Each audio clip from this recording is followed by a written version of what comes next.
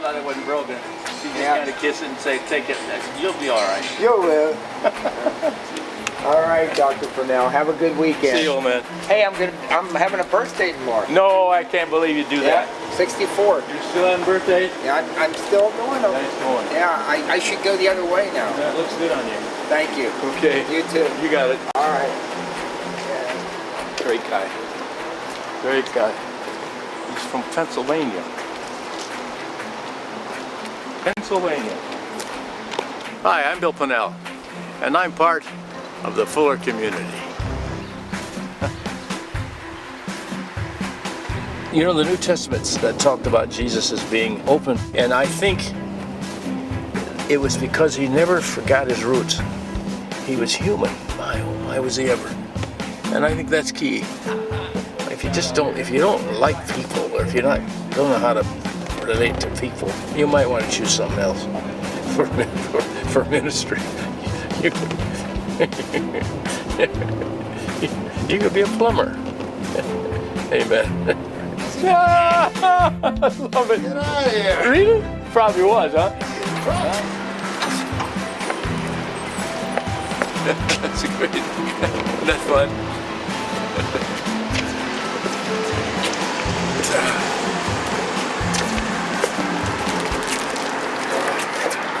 So that I think it goes right to left, but I'm not sure.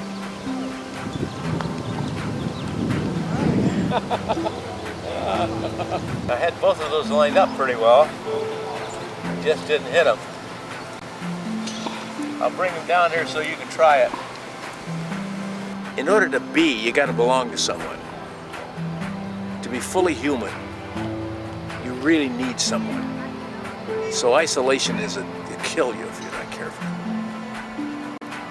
We'll see.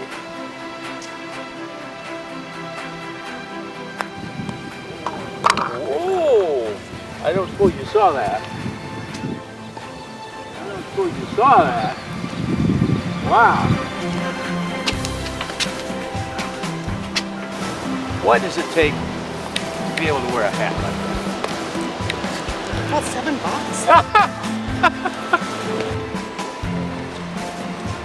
I can't imagine meeting people and not greeting them. I just can't imagine that.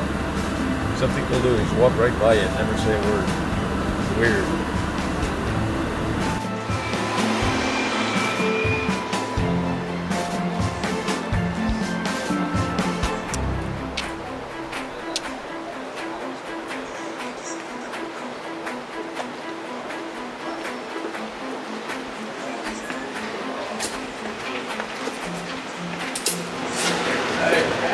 How you doing?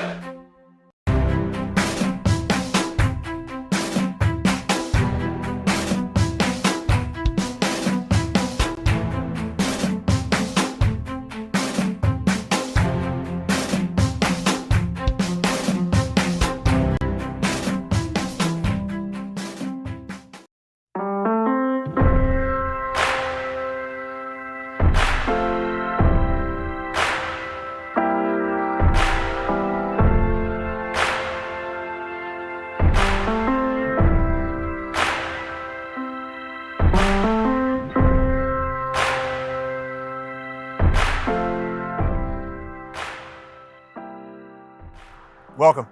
I'm Dr. Dwight Radcliffe, the Academic Dean of the William E. Purnell Center for Black Church Studies. I'm here in Atlanta, Georgia, at the historic Ebenezer Baptist Church. And I'm here to welcome you to our annual Martin Luther King Jr. celebration. Welcome.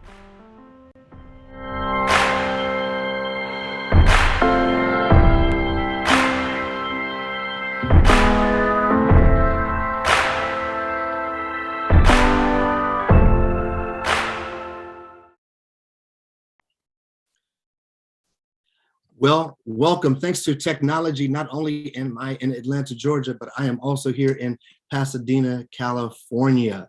Hello and welcome. Thank you for joining us for this second day of our 2022 MLKJ, Martin Luther King Jr. Celebration Week, hosted by the William E. Purnell Center for Black Church Studies here at Fuller Theological Seminary. In case you are just joining us and you missed my appearance, my bi-coastal appearance there.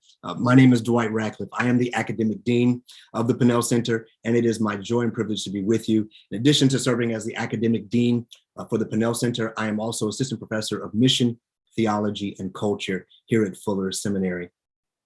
We hope those of you who were able to attend yesterday enjoyed our chapel service and our conversation with Pastor H.B. Charles of Shiloh Baptist Church. We enjoyed his message and his time of sharing with us. And as we continue, there's a couple of things to note before we continue today. First, and probably foremost for many of you, is that those of you that are joining us and looking for the translated version of this program, would you please watch this short video on how to select that function in Zoom. 오디오로 한국어 통역을 원하시면 여러분의 줌 화면에서 통역 버튼을 누르시고 한국어를 선택해 주십시오.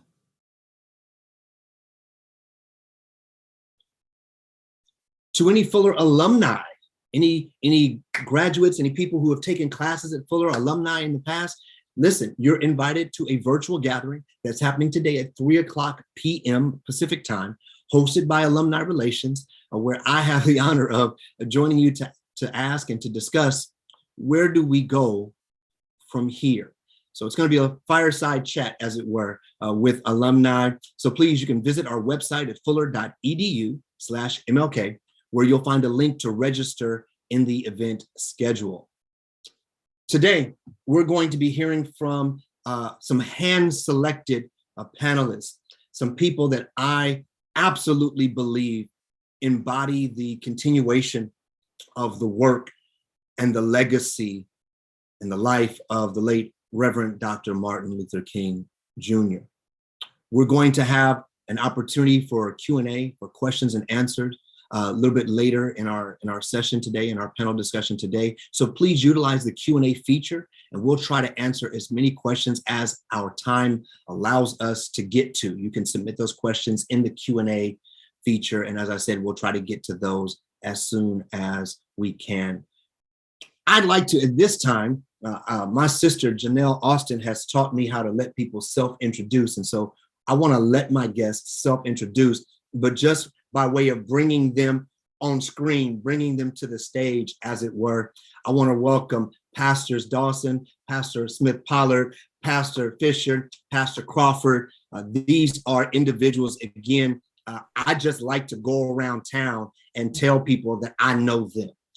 When they do their thing, when they are shots fired, as they on TV and as they writing stuff and as they expand in studios and getting awards and doing album shoots and cover shoots. I just like to go around and tell people I know them.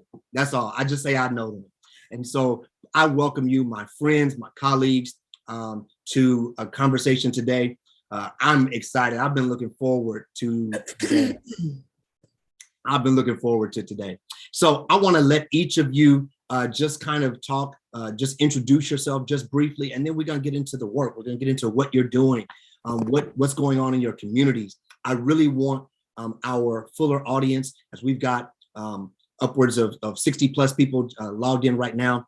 We just want to be able to allow our Fullerverse, as I call it, to hear some of the work that you're doing, to hear where you are, to hear what you're doing, to hear your passion, and even to hear why you do or what you do. So first things first, rest in peace, Uncle Phil. First things first, let's go ahead and let's do self-introductions. I'm going to go in the order that you guys are on my screen. My sis, Juju, come on, talk to us. Good morning, everyone. I am Reverend Dr. Najuma Smith-Pollard. I am Los Angelian, been here all my life. I'm the pastor of Word of Encouragement Church here in Los Angeles, and I am the Assistant Director of Public and Community Engagement at the Center for Religion and Civic Culture and the Cecil Murray Center at USC. And I'm just glad to be on with you all. And I just turned 50. That's right. She's celebrating too, y'all. She's been celebrating since, I think, December. I think like November, December, that's when I started seeing the celebration posts. Next up, my sister, Pastor Dawson, come on, talk to us. Thank you, Dr. Ratcliffe. Hello to everyone. I am Reverend Sandra Dawson, Esquire. I say that because I'm so glad that I am retired from that. And now the full-time pastor of the New Mount Calvary Baptist Church in Watts. We're located in the Watts Willowbrook area in Los Angeles, where we've been for almost 60 years. And it's so good to see my friends. Everyone here are my friends. And I'm just glad to see all of you guys. And thank you, Dr. Ratcliffe, for this opportunity. Absolutely, absolutely. I see the chat feed. Y'all already set in the chat up. Y'all trying to break the internets. Don't break the internets on us. The one and only, come on, Mike Fisher, Pastor Fisher, please introduce, say something. Beanie Man. No, okay. Yeah, my name is Dr. Michael Fisher, and I pastor in Compton, Greater Zion Church family. Used to be Little Zion Missionary Baptist Church. My father organized and founded it back in 1954, first Black church in Compton. And I also serve as the president for Pastors for Compton. And I am also a recording artist by the name of J Kingdom. Go look me up on iTunes. Come on. I think other than that, I am a Black man who loves his children and wants to make sure we all make it to see a nice, tender old age. So I'm glad to be here. I think that sums it up. And Pastor Dwight Ratcliffe is the smoothest guy I know from the LBC. From those that are across the country that don't know what the LBC is, it is the rival to Compton, Long Beach, California. I just wanted to make sure I put that out there. Compton and Long Beach together, you know we in trouble. Never mind. Half of the audience is missing all of my shots. Half of they're missing all my. Well, we're not missing none of them. Not one. And he's here with all his friends. I'm gonna be quiet. Shep is next, but you guys literally are about to be previewed to one of the craziest panel discussions ever. It's gonna be great though. It might be the first time Fuller censors a panel discussion. We'll find out. Shep Crawford, my guy, sir, come on, talk to us. Hey, my name is Pastor Shep Crawford. I am the senior pastor of the Experienced Christian Ministries, aka ECM, a church that I started along with my wife, Dr. Crawford, Dr. Shalonda Crawford, who was actually a Fuller graduate. I am also a Grammy Award-winning producer and writer, and the chairman, president of a group called United We Stand Up, which is a coalition of community leaders on the east side of LA. Yeah. On the east side. I love it. So I'll go ahead and talk about the elephant in the room. I have assembled you all because I know you. But as a very good friend of mine says, he says, Ratcliffe, I don't invite you to preach in my church because I know you. I invite you to preach because you can preach. So yes, I know you all, but I invited you here because I know even more so about the work you're doing, about the passion that each of you has for your church, for the communities that you serve, for the people that you lead. And you all, in my humble estimation, seriously embody the legacy, the life, and the ministry of Dr. King in so many ways. And so I want to shift gears and let's talk about, what do you see? Not yet necessarily the work you're doing, but we got Compton, we got Watts, we got LA, we got the East Side. What do you see as some of the most pressing needs right now in your communities? And it could be in the city where your churches are, it could be in the communities you live, in cities or communities where your parishioners live. But talk to me about, what do you see some of the pressing needs? And y'all know we ain't raising no hands or nothing. Somebody just jump in. I can jump in. And I know all of our friends and colleagues will add to this. For me, I think it has to be hands down resources and advocacy. There's a lot of money out there. There are a lot of programs out there, and it always seems to kind of keep missing our community. And so we need them to be intentional in targeting our communities with programs that can help to turn, right, our communities around and set them up to be able to compete on a national level. Secondly, I think it's advocacy. I think we need people to advocate for us outside of our communities, outside of looking like us. And I think that nothing changes until we start having allies that also share the burden of fighting for people that you don't necessarily have to know to be able to advocate for. So I'll just stop right there. For me, it is definitely resources, you know, jobs, programs, and then we definitely need advocacy. Somebody else? The needs are so great, but I'm gonna start with this. We need to find a way for Black folks to stop dying. You know, a lot is killing us, right? Pandemic is killing us. Violence is killing us. Poverty is killing us. Economics is killing us. The stress is killing us. That's the need. Like, how do we slow down the death of Black men and Black women and Black children and Black teenagers? Because we cannot thrive unless we figure out how to stop this senseless death that's happening all around us. And then the volume of death that's happening around us is also lending to, you know, the mental health of our communities and the stress of our communities and the trauma. And so that's what's on my heart. What's been heavy on my heart is like, how do we help us stop dying? And I'm not even saying killing us, because I don't necessarily think that it's so much Black folks killing Black folks as it is so many systemic issues lending to the death of Black people. Yeah. If I can jump in real quick as well. First of all, ditto to everything that's been said. You know, it's a huge issue. It's a huge problem, specifically for New Mount Calvary, where we sit, where I pastor. Homelessness, I would add to the list. Homelessness and the resources that are needed to help those who are homeless. I would also add employment. I think Pastor Fisher already mentioned that about jobs and job training. There's a food desert.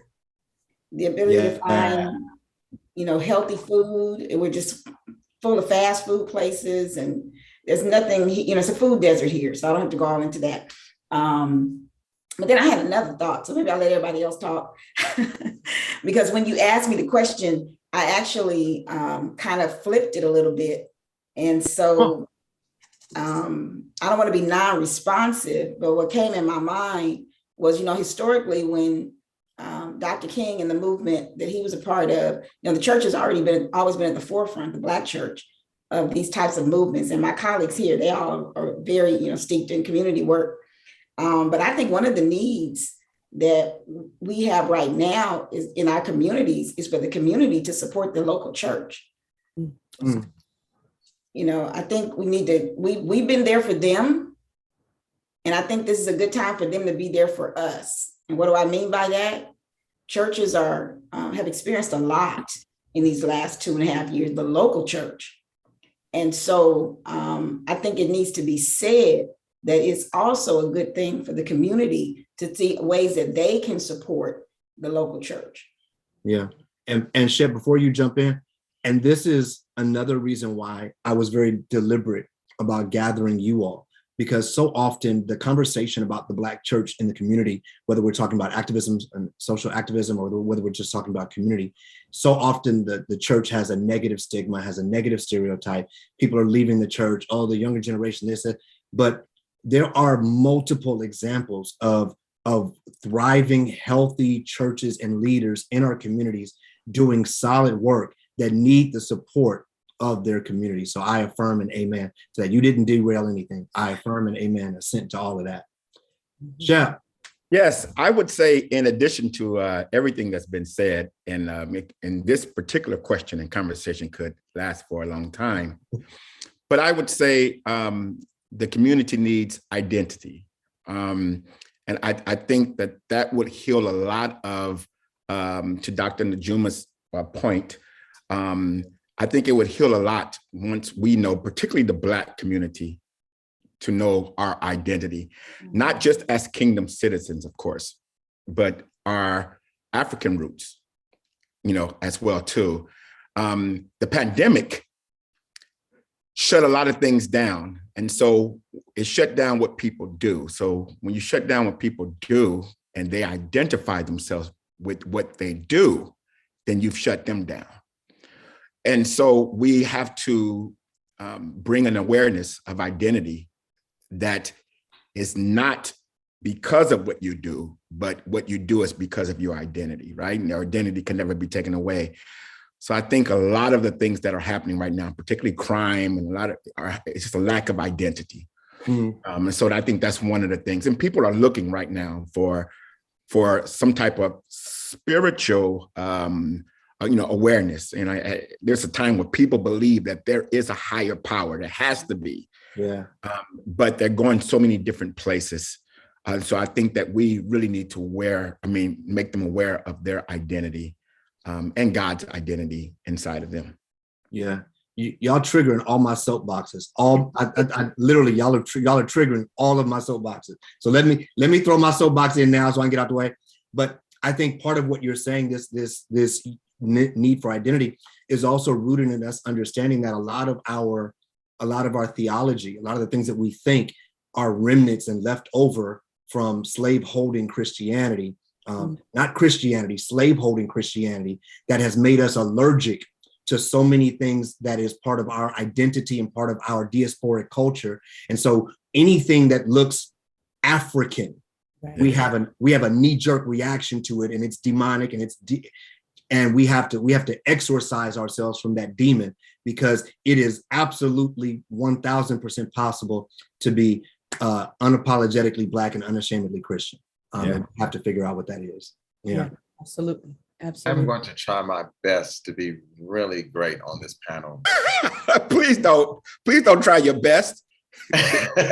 Don't try your very best. Just try a best. Yeah, a best, because you just slipped at least twice. What you just said right there, I'm not going to jump ahead of you. I'm following as you lead, big bro. Sir, I mean, come on. Because I think that is so important, right? And I think it encompasses everything that we're asking for, right? Is that we exist. We exist, we matter. Yeah. And the reason why we're overlooked is because our identity is not there, right? What we brought to the table, how we got here, where we come from, is not valued. If it was valued, then this wouldn't even be a conversation. Right. This wouldn't even be a discussion. Yes. The fact that we still have to prove the point that our culture, our ancestors built this country, we come from royalty, and God has always been with us, see? So, God uses trials in order to bring back a people to himself. That means that we were always a part of him. And so, nonetheless, that just struck something in me, because I think that until this country recognizes that we matter, and then until we now search out our identity and how much we matter, then we'll still have these conversations about how our communities are not getting the resources and the things that we need. Right. And that's part of the work, right? Like, part of our work is not just fighting anti-Blackness with, in other communities. It's also fighting anti-Blackness within our own community, and the ways in which anti-Blackness shows up in how we, deal with ourselves, and how we allow, even to a degree, some things to take place. And so that's also part of the social justice work and the advocacy, because the truth is, while we celebrate Dr. King now, and this is the part of the history that is not widely taught, is that while we celebrate Dr. King now and everybody is a King fan, the truth is, when Dr. King came to LA, Dr. King was booed. They protested against him even touching down in LA and other parts of the country, not by white folks, but by Black folks and Black clergy. And so part of our work is to retell that, is to know the history, so that we don't do the same things. We don't repeat that. So we don't hate our prophets of the day. We don't oppose those who are doing the social justice and activism work. And we have to war against the anti-Blackness within ourselves. Yeah. Yeah. Yeah. Yesterday I had to break out a phrase again. I think half my audience missed, but I'm gonna go into the fellowship hall and get the organist and the drummer because they in the fellowship hall eating right now. I'm gonna bring them out real quick because they sleeping on the job. We tuned up early. I need them to come on. Right. Listen, let's talk about the modern this modern protest movement that we are engaged in. It's not over. It's not past. We are engaged in currently. How do you think that those issues that you all have mentioned, and I have to take notes, I have to write stuff down because I don't want to forget stuff. We're talking about resources and advocacy, deaths, trauma, homelessness, employment, food disparity, community support of local churches, our identity. How has this modern movement either has it impacted those things? Has it exacerbated those things? Has it made certain things worse, less than, more than? How has this modern movement kind of highlighted or impacted some of those issues? I actually think that this the movement right now is it could be a blessing for us. Mm-hmm. It should be a blessing for us. In the last 2 years, we have probably had more attention of white America as it relates to the treatment of our people. My fear is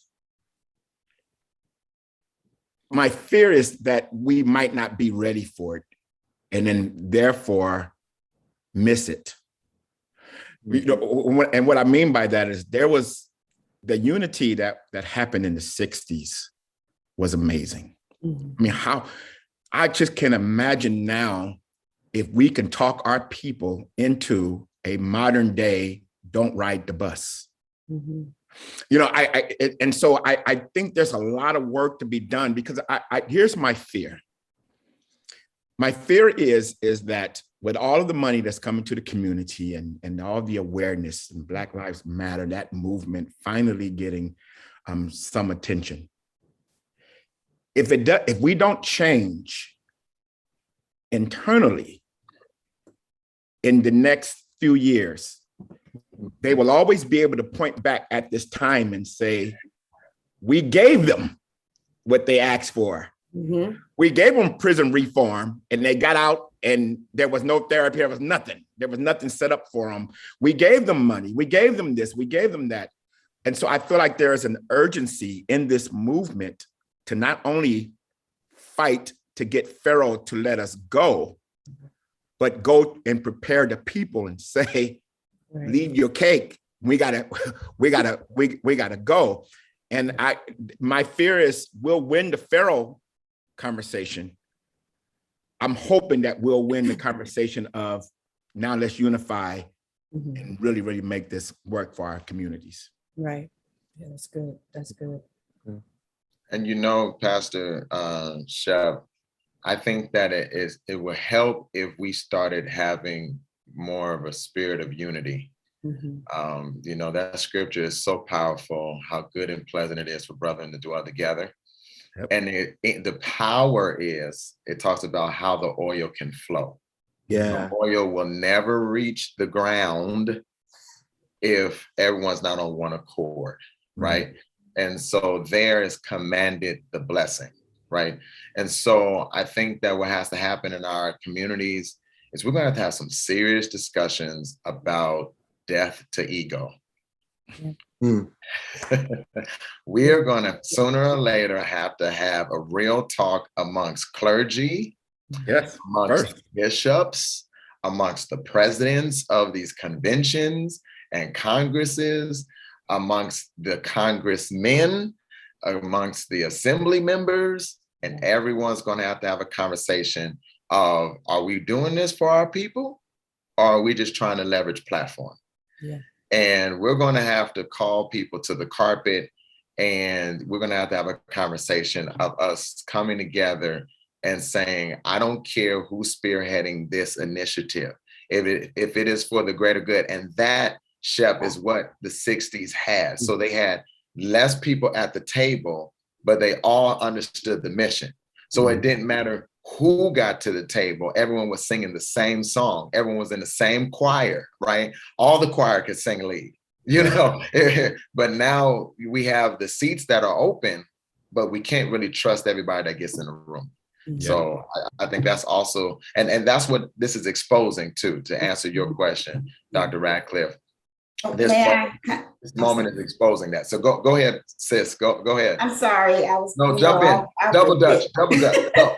But I wanted to just say, you know, and that is what you talk about, the people being in the room. Some people can't even get in the room. Right. And even among our people, you know, as Pastor Najuma was saying, we have to fight against how we are oppressing one another, even in the space of the movement. We see it with gender. We see it with, yes, ma'am.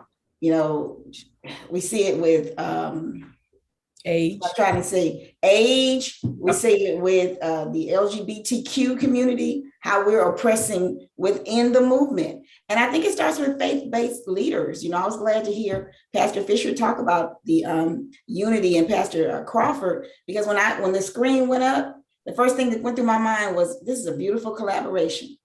Mm-hmm. You know, this is a beautiful and powerful collaboration. Right. Why can't we do more of this? Right. We can do so much more if we would all come together. So I know I'm saying what everybody else is saying, but I believe it starts with faith-based leaders. And so those who are students at your institution, those who are getting involved in this, have a spirit that you want to have collaboration and work with people. Ministry is very busy, but it's really important to have that unity. And that, I think, is different now, way different now than it was in Dr. King's day, as Pastor Fisher pointed out. You know, the late Reverend Dr. James Cone was on a panel one year, one of the state of the Black Church, one of those big things that Tavis and them were hosting. Yeah. And Reverend Dr. Cone, in his very diminutive voice, just his slow voice, he said that, you know, what was going on with the panel. He said, this is great. And I'm paraphrasing. He said, but we need more of this without the cameras. Yeah. We need more of this. He said, but the problem is we don't show up unless there's cameras. Right. And again, the reason why I reached out to you all is because you all are in those rooms. There's movements and things that you're doing that people don't know about. So they're used to seeing you. People see your social media stuff. They see the new layout at New Mount Calvary. They see the new album. They see this. They see the social media stuff. But what they don't often know about is the work that you all are actually doing. So let's pivot real quick and let's talk about the actual work that you all are doing. Let's take some time, as much time as you need, to unpack maybe the 2 or 3 major programs or things that you're working on right now, why those things are important to you. I want to address what you just said, then I'll go into. Go for it. Okay. You got the mic. Thank you. So I want to say this about people not showing up in the room. And this is part of the history and the lesson that we don't address is that King got killed, right? Like, here's what we know about leaders and prophets and people that really do push the line. They get assassinated. And I don't mean just physically assassinated. Their character gets assassinated. Their name gets assassinated. Their children. I mean, there's all of us on this panel have had attacks of one way or the other because we pushed the line, because we stood up. And so part of what we have to address in coming together is people who want the limelight but don't want the attack. And how do we negotiate that? And you know, we're quick to quote Dr. King, but also Dr. King said, I've seen the promised land and I'm not gonna make it with y'all. Like, we don't quote that part. Like, you know, he said, I'm not gonna make it with y'all. I saw the promised land, but I'm not gonna make it with y'all. And so part of what we have to deal with is that this coming together and change is gonna require people who have a spirit of, and even if they come for me, I'm still gonna be on the front line. Yeah. And that's what has to be, that is not something that's learned in reading a book. That is something that is ingrained. That is something that's part of a call, but it's also part of witness, right? So bearing witness to others like ourselves, all of us bore witness to somebody else who put their life on the line for the movement. Yeah. The movement really is a life on the line process. So I just want to give redress to that and encourage those that are watching who are saying they want to be on the front line. They want to be part of the social justice movement.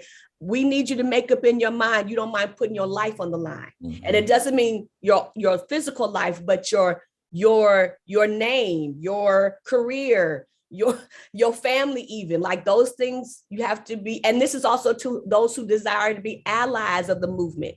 I remember having conversation and telling some allies, like, if you're not willing to put your name and your brand on the line, then you're not willing to be an ally, because a real ally puts himself on the line. So that's about it. So the base of my work right now comes out of the Cecil Murray Center at USC, where I am tasked mainly to make sure that we are equipping and training and resourcing faith leaders across Los Angeles and abroad with whatever is needed at this point. It's almost whatever is needed at this point to really do the work of civic engagement, public policy, strengthening their church, strengthening the faith community. That's like the base of my work, in addition to working with all of these people on this panel on niche issues around police brutality, around health inequity and things like that. But what I have resolved personally is God wants me to use my voice. And so that includes the pulpit, that includes writing, that includes showing up in spaces and using my voice in whatever way it's called for. So that's it in a nutshell, and I'll pass it to whoever wants to go next. Thank you, sis. Thank you. Any mini, rock, paper, scissors. Okay, Shep. Okay. So I am in, of course, the church that I pastor, ECM. We're a church that specifically go for people who are either tired of church or really never been a part of one, right? So we gear our ministry specifically, purposely, intentionally towards them. So we're very seeker sensitive, and that has kind of been my mission on that side, is going after the crowd that feels that that God doesn't care about them in the state that they're in. On the activist side, I'm definitely a friend of the community. Particularly, I'm involved in reforming the gang culture. And so one of the things that I have been doing is I have been meeting weekly, even sometimes even more, with gang members or ex-gang members who are influential in their neighborhoods at what we call peace table talks. And we do them on Thursdays. Now we're on Zoom, of course, but it's pretty much, empowering those same kings to go back into their community and affect it in a different way, or in the way the gangs were supposed to do at the beginning, and that's protect their communities. And to Dr. Najuma's point, it is something that when you take on, you do have to say, that I'm willing to give my life for it. And I'm not just talking about give my time, but I'm literally talking about I will die, for this if that is God's will. I said something to God a year ago that I probably wouldn't have said a year before or the year before that. And I said, if my death serves you more than my life, then by all means, take it. And I remember telling my wife that these guys have chosen me to be president. The OGs have chosen me to be president on the east side of their coalition. And I wanted to run it by her, and we were at dinner. And that next morning, she was getting ready for work, and she says, I asked you a question. She said, do you think it was God's will for Martin Luther King to die the way that he did? And I said, I don't believe it was God's will. I believe God permitted it. I said, I don't believe it was God's will. That's, it was an evil man who did an evil, thing against a great man. But I understood why she was asking. And so I say to anyone who is listening, you got to find your passion, because there's certain things I won't die for. Right. Right. So you got to find your passion. You and I can watch the news at the same time, and something can affect you that don't necessarily affect me. Yeah. And so you got to, when the Bible says that he would give you the desires of your heart, I believe that. I believe that he will point you in the direction that you're passionate about. And whatever that is, be willing to go all the way. And if we can get everyone to find their passion in this community work, because there's several different avenues, if we can get that happening, then we can be more effective in the community as a body of Christ. Yeah, this is good. I mean, it makes you almost speak in tongues. The spirit is like, no, for real. You can feel the spirit, which is a whole nother conversation. You know that God cares about justice. So for me, I think my whole mantra would have to be accountability and responsibility. So everything that I do and I'm a part of is about bringing people to a level of accountability, making people responsible for others. So with the church, it is all about us being accountable for the things that we do that misrepresent God, and being responsible and changing that, and then being responsible for the community that surrounds us.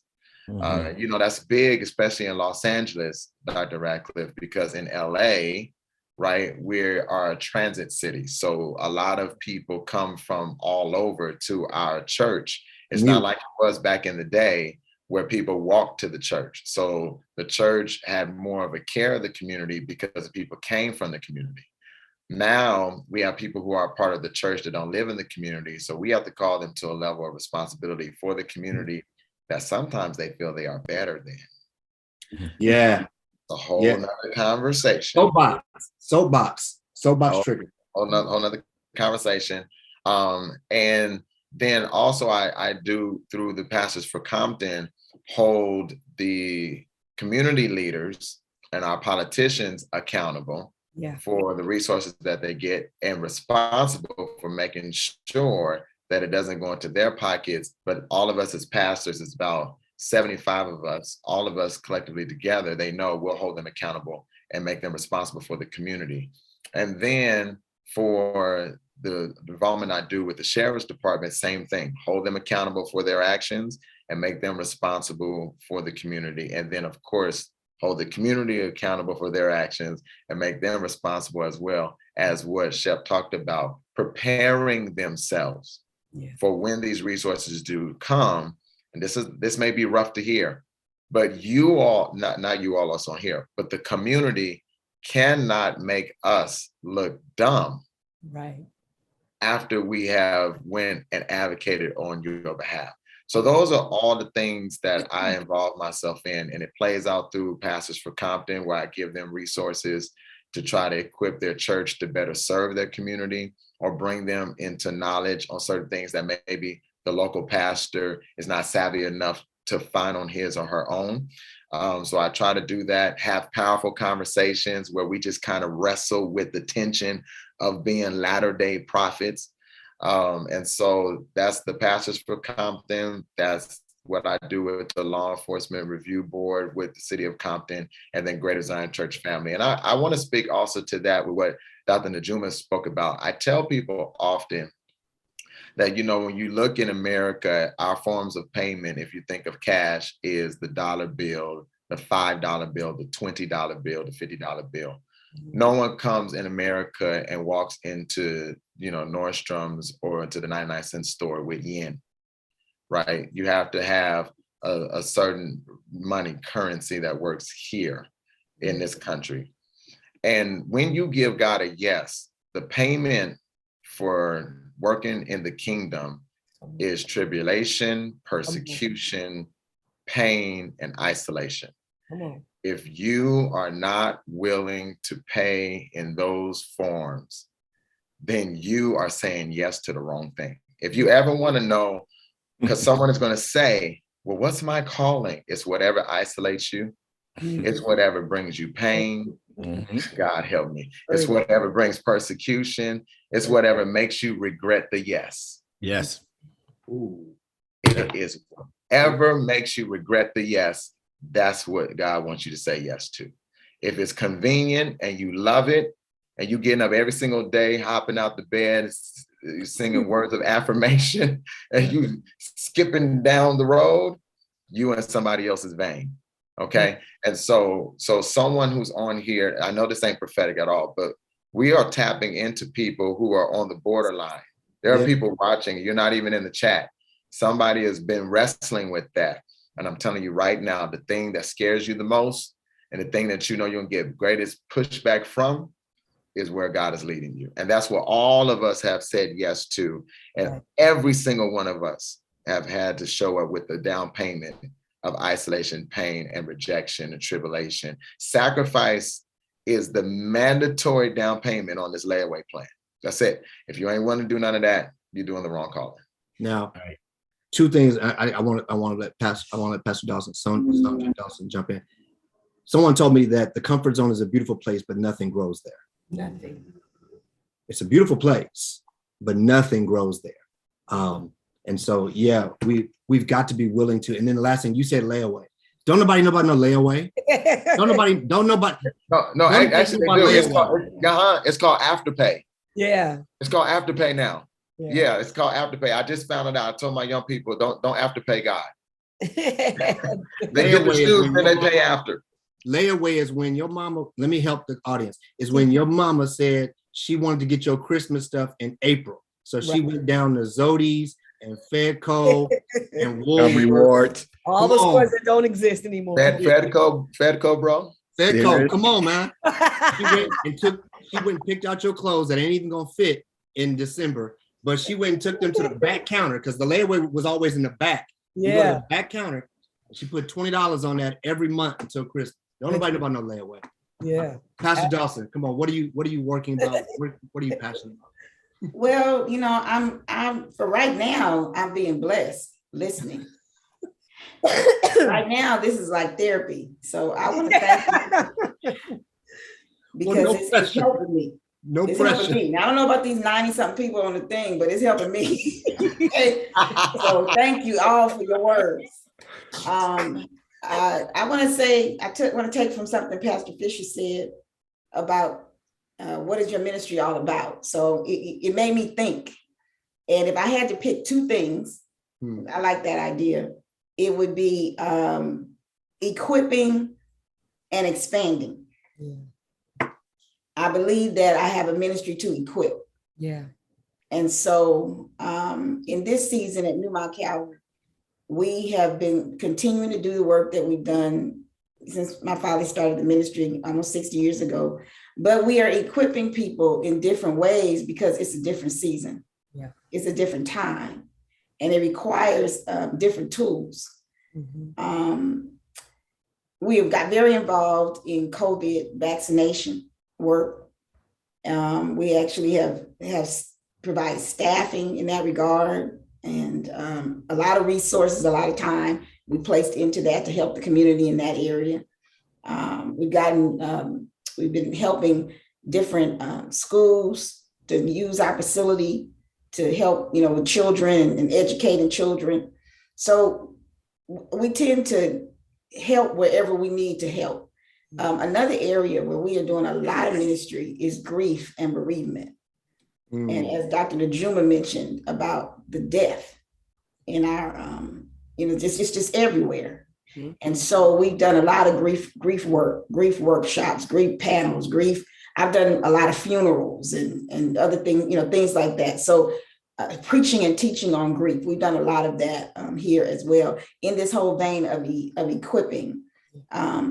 Now, I also have a parachurch organization that I started almost 20 years ago, if you can believe that. Najuma has been almost 20 years because she was part of our founding group, Sisters in Ministry, and we support, equip, and empower women clergy. And so working through that group, we offer training, really just being there for one another and supporting one another. So I have that group as well that I work with and continue to work with. And then on the expanding piece, we've in the pandemic, we have continued our renovations here. As Dr. Radcliffe mentioned, we were able to pivot out of our sanctuary into a recording space that we'll be able to use after our sanctuary is completed for other projects as well. And we're grateful that, because of the faithfulness of the people, we have been able to, completely renovate our sanctuary space, which will be opening again pretty soon. As Dr. Fisher, I know he renovated his as well. So the expanding piece, I think also last point on that is that for our church, we have expanded in this area of social media and the digital space. And we've been stretched in pastoring in a pandemic. Yeah. I don't know if Fuller is gonna have a class on it, but if they do, I'll help. Because somebody need to talk about this. Yeah. This is, I on March, whatever that was, 15th, when we had to shut down or when we closed our doors voluntarily. That was the last Sunday, March 15th. Whatever that was. The very next day, I became a social media personality, a talk show host, Producer, a preacher. Yep. It just all these hats because of the pandemic. Yeah. That nobody tells you about or prepares you for, but thanks be unto God that we have the resources and the people to help in that area. But that has really been the bulk of the work, and really just trying to walk a people through this season. I am one who loves being a local pastor. I love being a local pastor. I want to equip the people. I want to talk to the people. I want to be with the people. I want to help the people. And that takes work, heart, and passion, as my fellow panelists have alluded to. And it that probably is for me the hill that I would die on, is to be the person that wants to be at the church, the local pastor, helping to bring up a congregation and walk them through this pandemic. And that has really taken up all of our time. Yeah. And before you go, Dr. Racker, I want to say this real quick, because I want people to notice what's on the screen, even with you. Because, a lot of y'all may or may not know, my attachment to Dr. Radcliffe was that literally when he was a youth pastor, don't. Well, this was, he's helped radically save and shift me. So I just want to tell him thank you. I won't make him cry on here. But I want to point out that what you're seeing on here, though, is that this is a season where you must be prophetic and priestly. Yeah. It's not either or. Yeah. So those that are watching, I'm telling you, no one moving forward will have the option to be either. They must be right? You're watching us be prophetic, and we're going to pray, and we're going to have a shut in, and we're going to pray till 12 hours. We're going to do all that.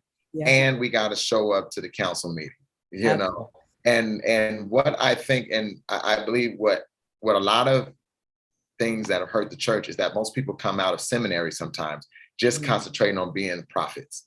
And just, they come out just wanting to focus on building a church, preaching sermons. But in moving forward, that's why this discussion is so great. That's why Fuller Seminary is always at the top of the game, is because coming forward, you're going to have to know how to navigate both spaces. Absolutely. You have to know how to be able to talk to the Lord and talk to the councilman. So I just wanted to go ahead, Dr. Radcliffe. Yeah, there was something that you said, Pastor Sandra, and I want to, Shep, Fish, and Radcliffe are going to shut up for the next couple of minutes, because I need Juma and Sandra, I need you all to talk about the challenges and or the necessity for the voices of women in this season right now. And a question came up yesterday in yesterday's session, and just so we're clear, Fuller and Dwight Radcliffe fully endorses the affirmation of women in ministry, but I don't think, like I do in my class, when I teach Intro to Black Theology, there's a session where we're talking about women as theologians, and that's not me mansplaining for them. I'd make space for those scholars to speak on their own. I want you all to just take a couple minutes each maybe and just talk about the necessity for your voices, for the voices of women in this season, in this day, in this time. And I You will want to go first, sis? mute myself. You want to go first? I'm sure I don't mind going first. Yes, it's necessary. Okay, so that's the answer to that question. Yes, Right. it's very necessary. It's not always very easy. It is still challenging. I've been doing this almost 20 years now. And so, we're kind of the aunties, if you will, at this juncture, but it has been a beautiful struggle.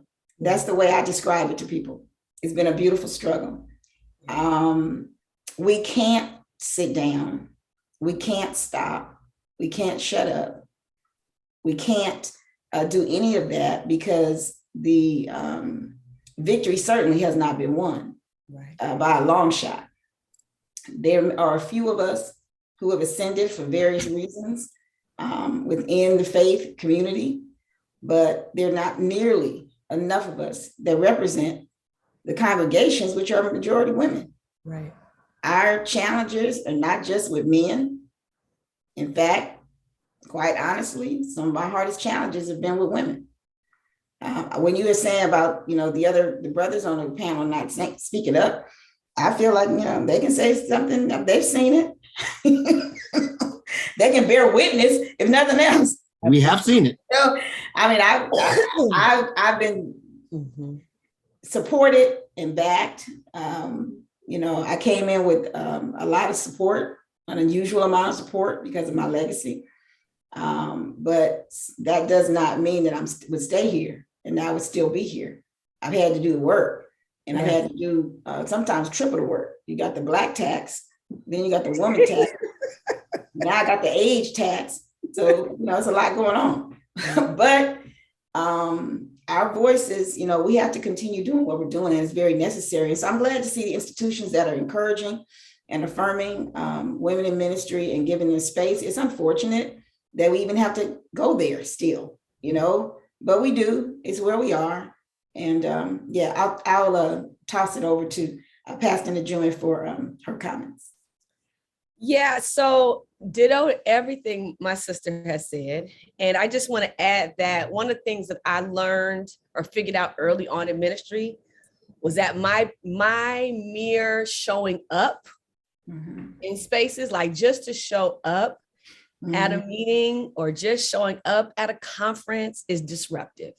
And not because I've said a word, not because I've done anything yet, but because of my femaleness. And so navigating that has been very interesting, because you walk, you enter spaces knowing that, I'm about to disrupt the room, and y'all ain't heard me speak yet. So there is a, and this is to all of the women who are on and who will watch the replay of this. You have to know who you are.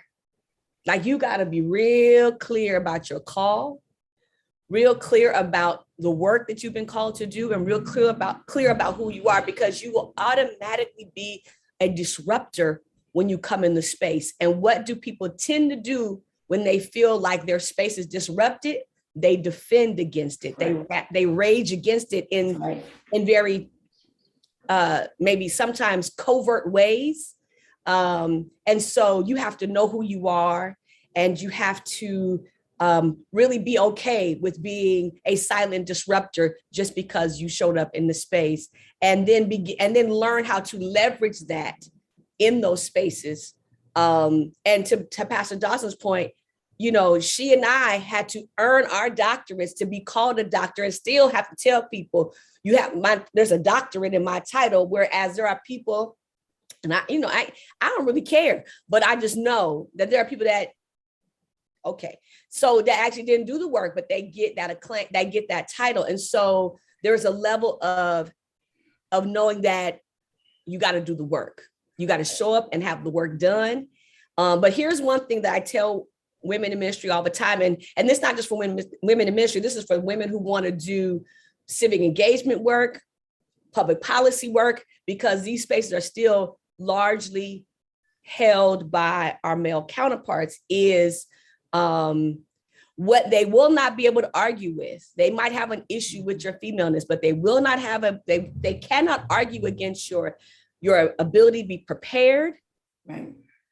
and your ability to deliver, right? You can have a problem with me showing up in your pulpit of your church, but you cannot argue the call of my life to preach. You argue it. And so that's what I share is for the prophetic women in the room. And that's not just for those who are preachers. You can be prophetic and called to protest and things like that, is know who you are first and foremost. Learn to navigate being a disruptor on site, but learn to leverage that for the work that you've been called to do. And then always show up fully prepared and to deliver. And what will end up happening is people got to get out your way. Because when you show up like that, you really can't stand in a person's way. And that's what our foremothers taught us. That's what the Ida B. Wells and the Fannie Lou Hamers and the Rosa Parks, that's what they taught us. And I did an essay one time on from 3/5 to a whole, and how women were considered 3/5 of the movement, but but they were really the movement, the undergirding of the movement. And how do we recognize that historically, taking it all the way back to Queen Mother in Africa, who actually held down the village? That we don't teach that, and then you can take it all the way up to present day, modern day. Many of the movements are supported and put together and held and sustained by women.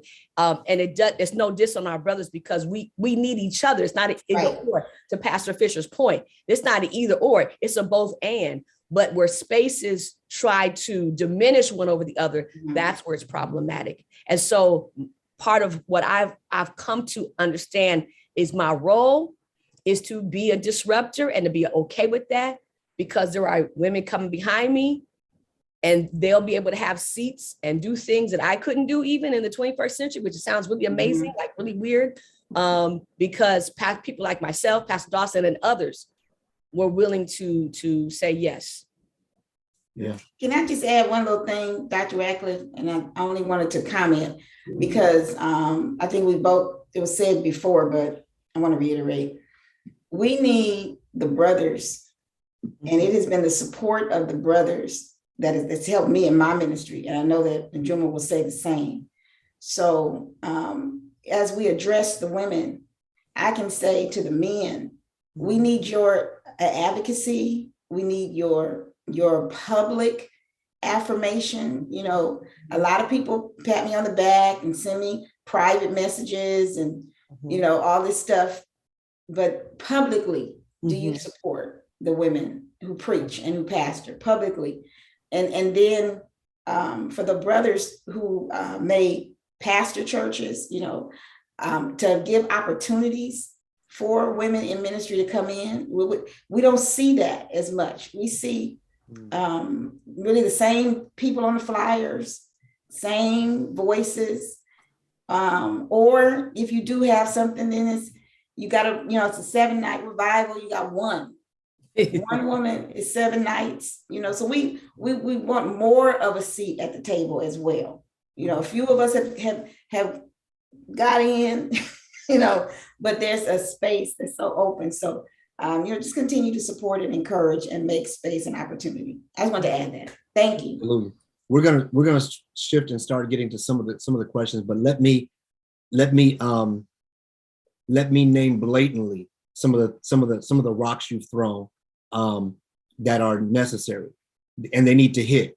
Number one is there is a tendency in the Black church community for people with no education to be called doc, and that are women who have earned these degrees.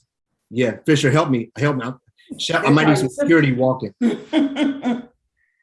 There's a tendency for people that don't have an AA, an associate's degree, to be called doc because they are a man and they are pastoring. And for women who have done the work and earned the degrees not respected, that there's a tendency for us to recirculate the same 5 and 6 men preaching on all the programs and very rarely include women. And there's a need for men to not just support our sisters in silence and in the back rooms, but to support them openly with our voices and with our positions and with our access as well. And can I say something, Radcliffe? And I just want to give a little context to why this conversation is important, because the Black church has to heal from this oppression within itself.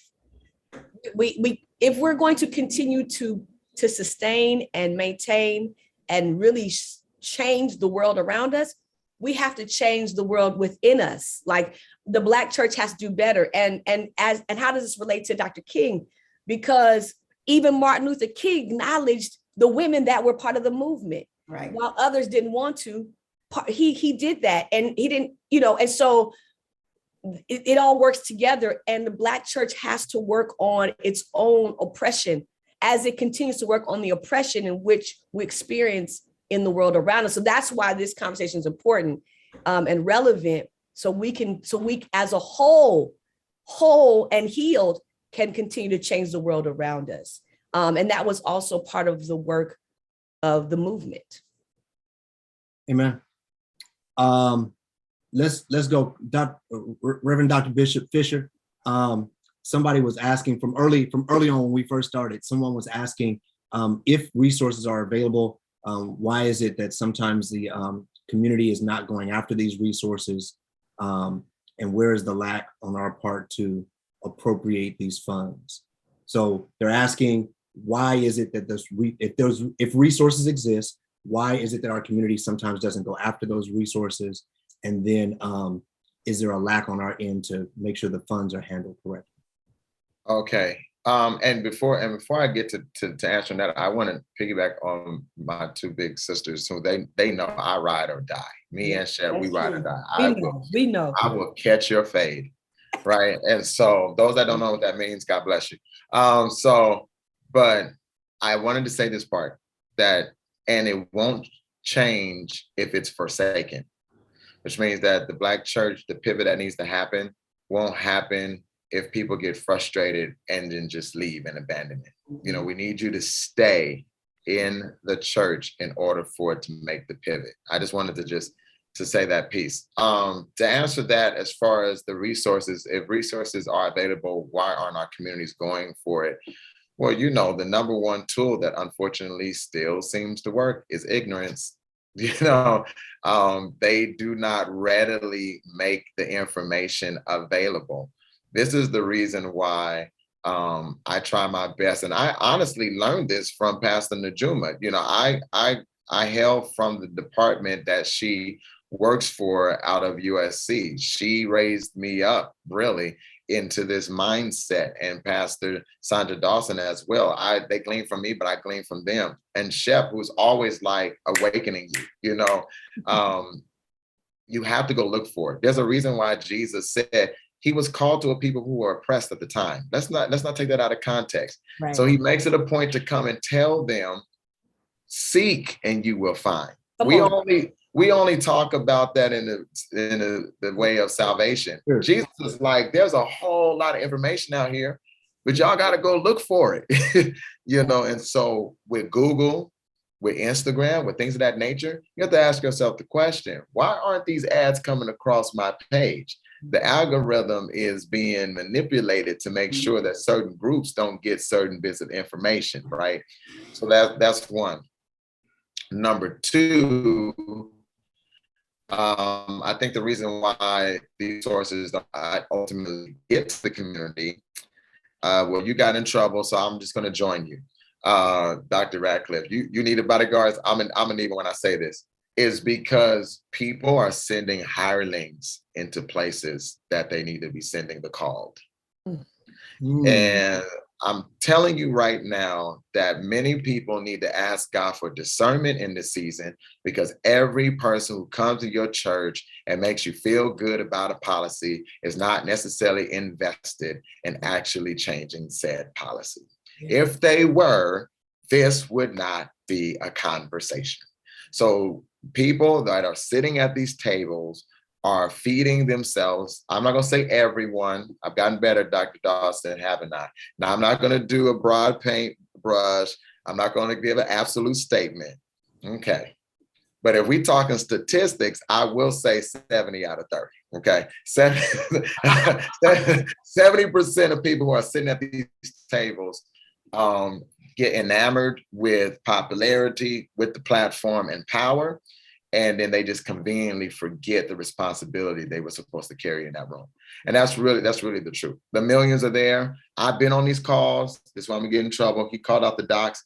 I've been on these calls. The most embarrassing thing that could have happened, I was on a call with, were you on that call, Najuma? We was on a call, I think, with pastors, with Governor Newsom. Yes. We had his attention.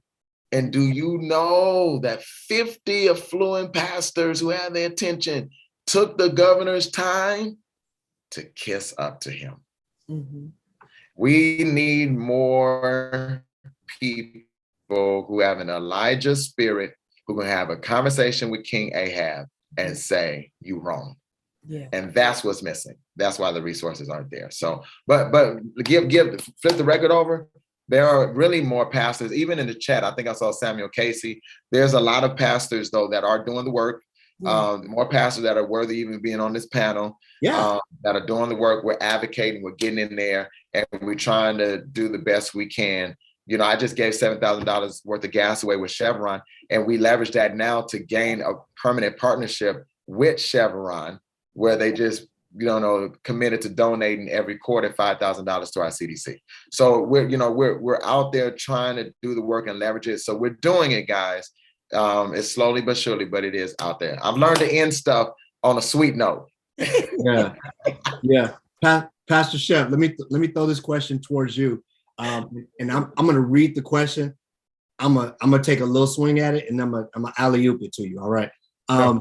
Because the question, not to try to poke holes in the question itself or the person that asked it, but I just want to. I saw my PhD advisor, Dr. Johnny Ramirez Johnson, and his wife on here. So he would always push me to look at the epistemology of the question, the underpinnings of the question.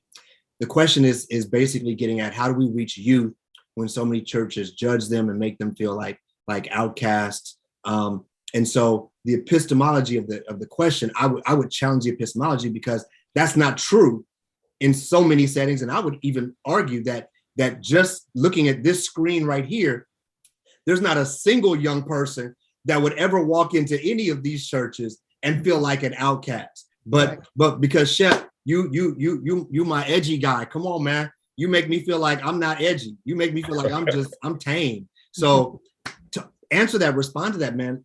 That's not really the truth for so many churches. That yes, there are definitely some churches out there that young people could walk into and feel something, but there are a host of ministries that are embracing youth and outcasts and unchurched and de-churched.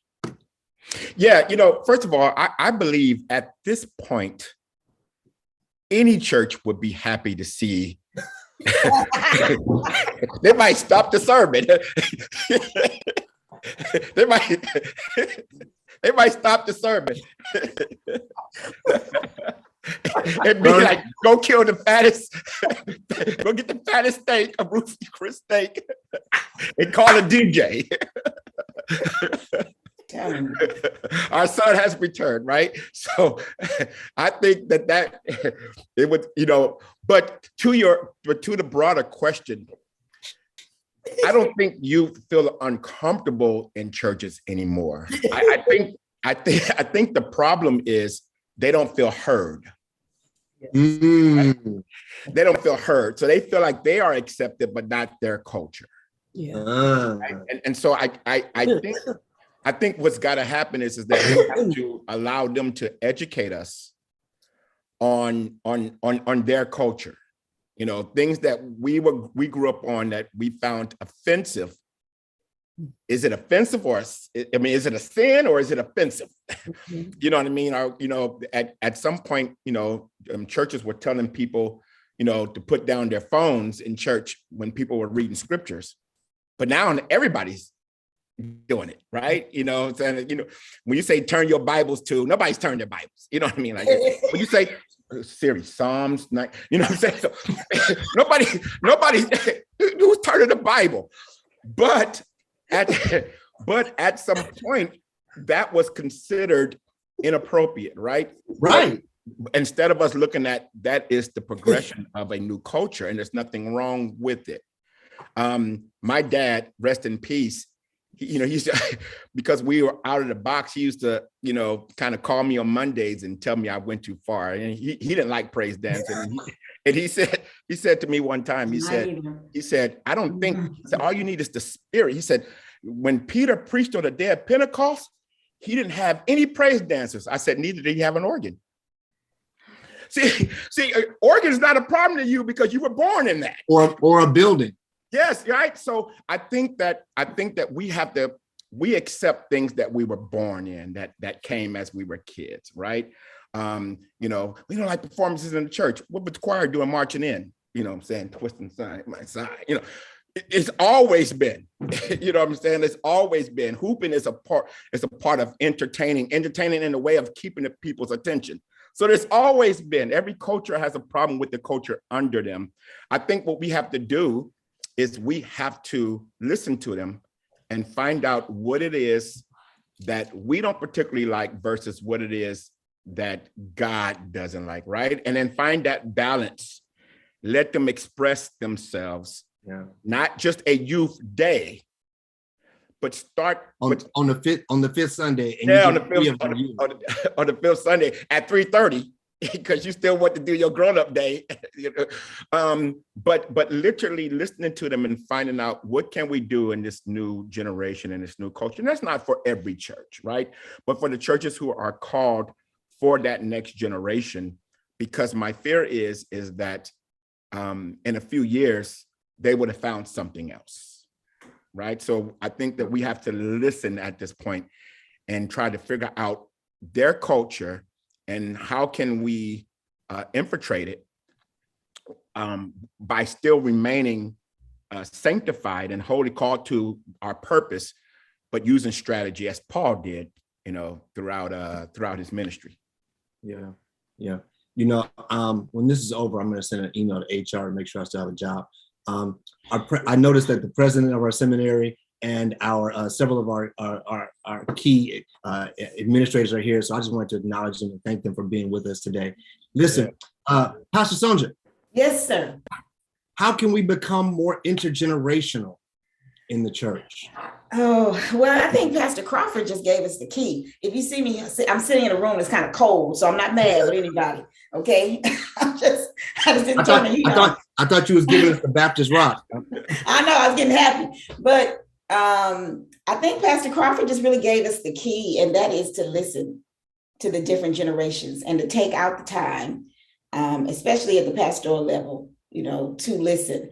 I know not too long ago, Pastor Crawford shared with me a conversation. I want to say thank you for that you have as your young adults. And I wish more of us would do that, because you can get insight from the different generations. So listening to them, and then, but also expecting something from them. And that may go back to my whole equipping piece. When we were coming up, most of us, we had jobs in the church. We had work to do. We weren't just sitting in the pew. And so I think we have to continue giving them responsibility so that they have buy-in and so that it becomes a part of their church, whatever the generation, be that young, old, all of the various generations, and allowing them to see themselves, programming our worship so that all the generations are represented. Yeah. It's not just the seniors or the youth and so that's great that we're getting away from these generational days to show more unity, because people, when they see themselves, they want to be more involved. So I think it being heard, giving them some work to do, and letting them know they're a part and that they're an important part and that it takes all of the generations. Right. Now, I love the idea of mentoring as far as the older, but in this pandemic, I've learned so much from my young adults, my millennials. I wouldn't have made it. I'm just being honest. If it wasn't for that generation, they stepped up. They said, Pastor, we got you. We're going to put you on social media. We're going to do this. We're going to do. And I just went along for the ride for the first couple of months because, I'm trying to figure out what you mean I'm not going to church. Okay, so they held me up. So my point being that, you don't know which generation at which time is going to be the one that's going to be holding the church or in the main, in leadership. So that's why we need all of them. Yeah. Here's a question for either of us to answer. And I want you to think about this one. And this comes and says, how do we, as leaders in the Black church, as leaders in the Black community, how would we know that we have made it, that what are some actual tangible goals, some things that would allow us to say, hey, that's, we've arrived at that place or this place. And I don't think we're ever fully humanity. As long as humans are humans, I think we're gonna have issue. But what are possibly some goals that could let us know that things are actually tangibly better? And while you think about that, I'll tell my dumb joke that I got from a pastor. None of you, but a dumb joke. And it's just about humanity. And the joke, and I'm butchering the joke, but the joke is something like, a guy is stranded on an island and a Navy ship is going by and it sees 3 huts on the island and a fire, and they see this guy on the beach. And so they pull into the beach, and the guy says, "Oh my God, I'm so glad you rescued me."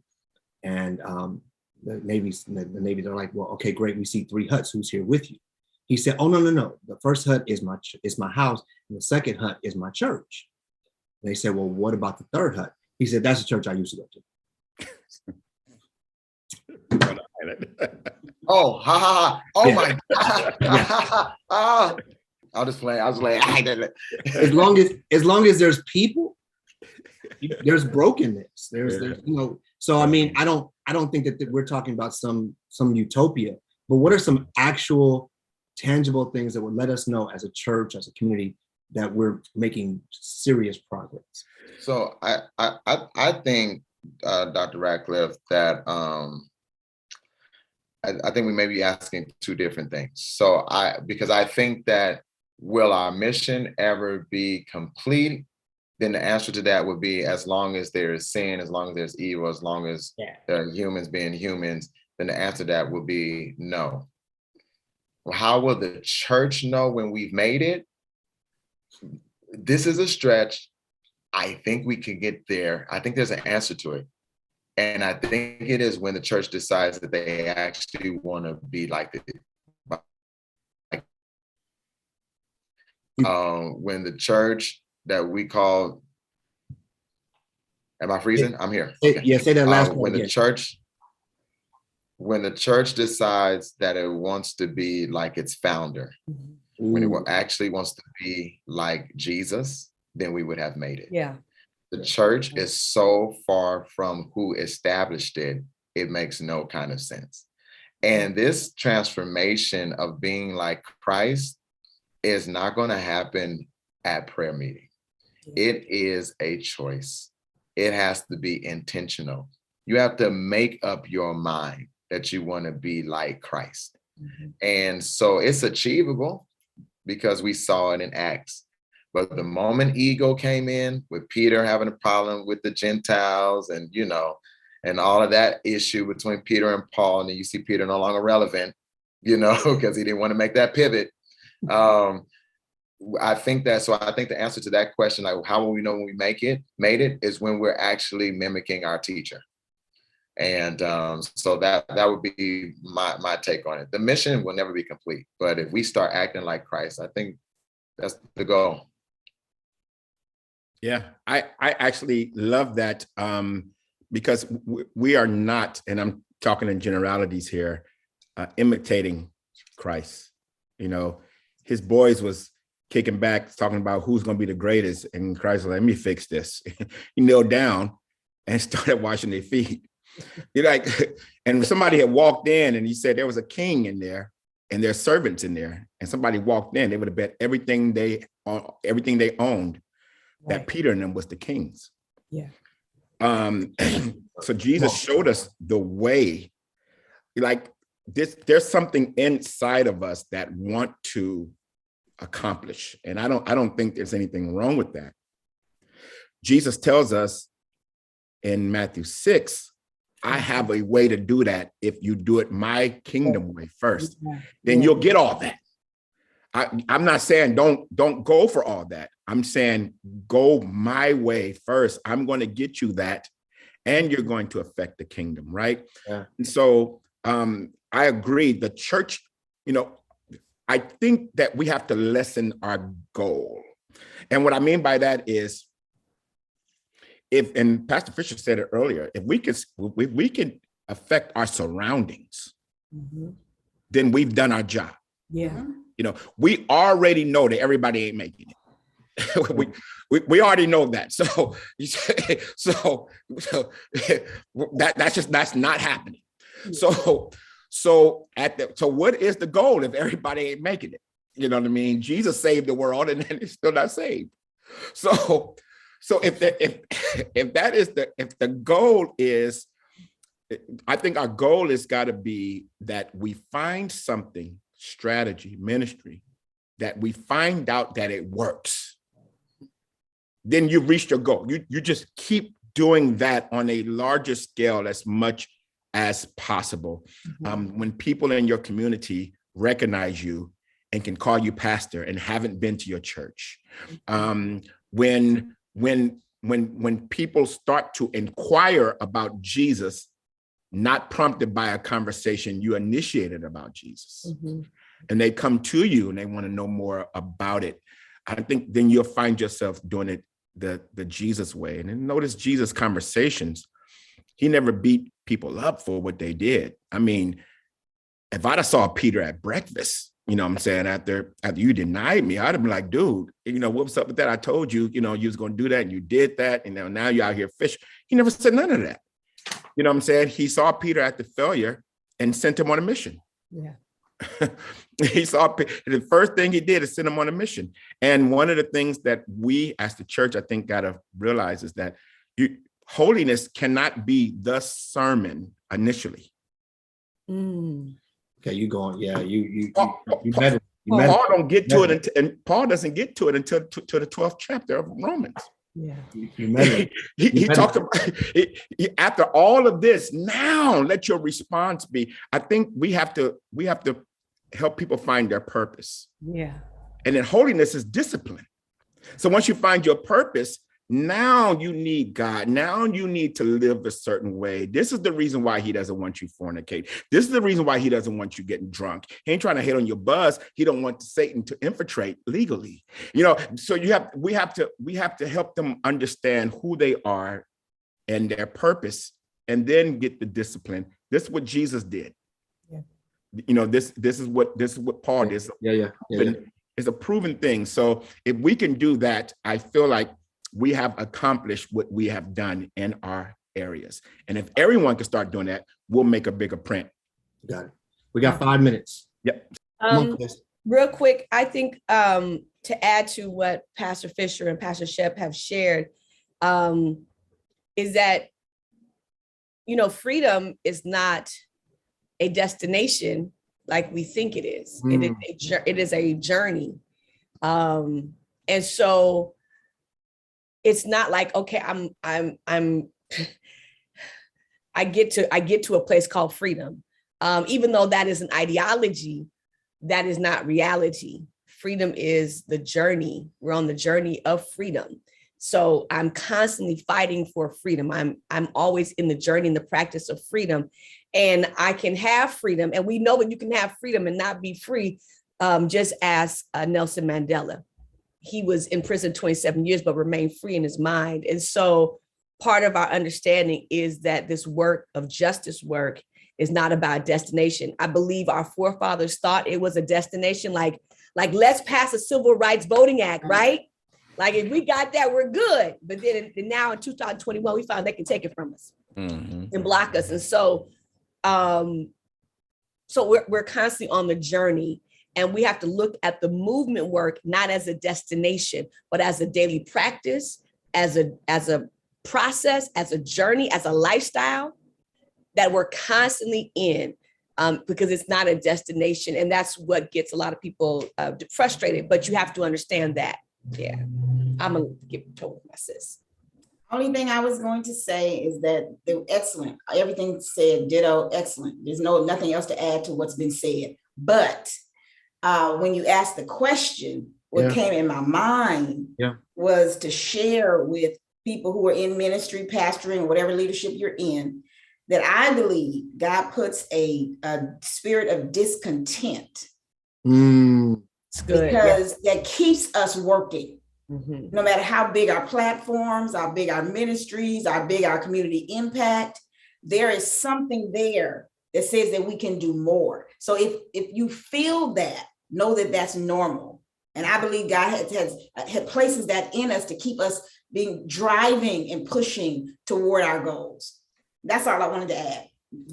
And that's a prophetic ad. We have yesterday in chapel and tomorrow in our gospel celebration, that piece about discontented, about us being discontent comes up, that refrain comes up repeatedly.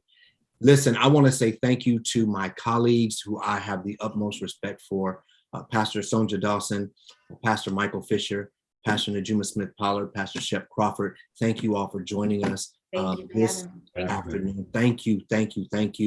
And those that know that getting you all together at one time with the amount of work, and I'm being funny, but I'm dead serious. You all are engaged in serious work that is affecting and impacting the lives of people every day. So it's no small thing to get you all together, to get you all into this place. I am honored to have you all. For those of us joining us tomorrow evening, at 3 p.m. Alumni, I will see you with our fireside chat. Those of you joining us tomorrow evening, we are concluding our MLK, our Martin Luther King Jr. week with a gospel night celebration. We will have Renee Spearman will be with us. The Regenerated Church will be with us. Chase, the pastor, will be with us. You don't want to miss it, along with some of our Fuller students and alumni doing selected readings and spoken word and pieces. So please be with us tomorrow night. All of the content for this week will be made available on YouTube for viewing at the conclusion of the week. If you missed parts of the program or are wanting to rewatch any part, you'll find the links for viewing the content in an Eventbrite email with a post-event survey. In addition, Fuller Studio is pleased to offer a selection of the recordings to be released in the months following the event.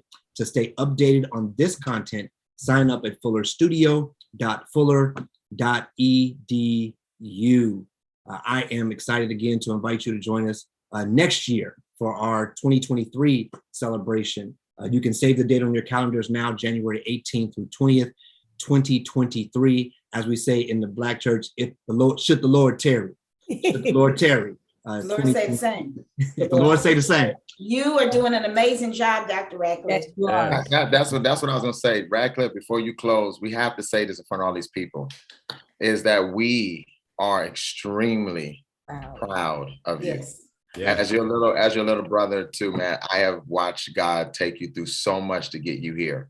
And it is a great thing to see and watch. So I just didn't want to end without that, man. You're very humble, but we are very, very, very proud of you. And you are Nick Fury.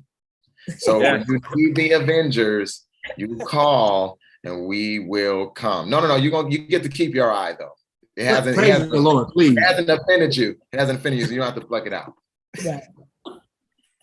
Thank you all so much. Tomorrow, 7 p.m. for the concert, 3 p.m. here. Love you all, for the love in the chat, for all of our faculty, our staff, our employees, our events team, our tech support. Thank you all so much. In the words of the great prophet, thank you for coming. God bless you. Good night.